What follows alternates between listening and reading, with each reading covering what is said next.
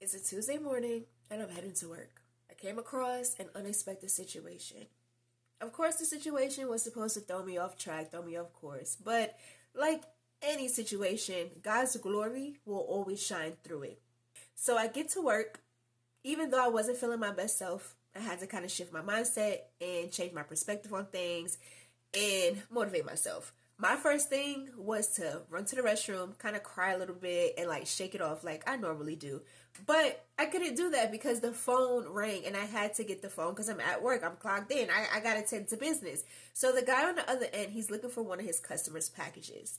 And I'm just like, okay. And I had to kind of like change my attitude real quick because I'm already like, oh, the phone is ringing. But I'm like, you know what? This person, they didn't do anything to me. So let me just change my whole thought process.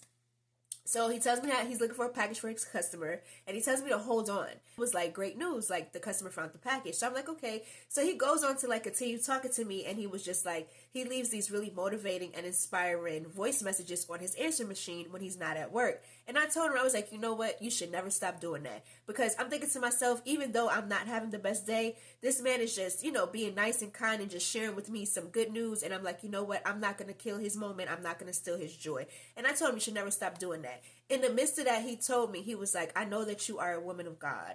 And I'm just like, this man never met me a day in his life. He don't know anything that's going on with me. He doesn't even know that I just went through an unexpected situation that kind of like threw a curveball at me yet again. But for him to have said that, I knew that was nothing but the power of God. I knew that was nothing but God's glory.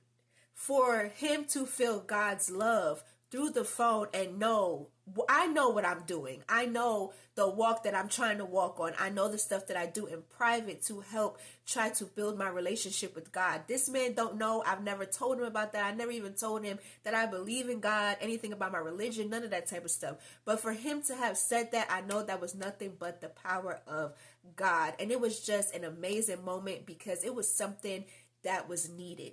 And I was just like, that's what I needed. I needed that. Just a reminder on how powerful and amazing God is. And he told me this thing. He said, the devil can try to take your smile, but he cannot steal your joy.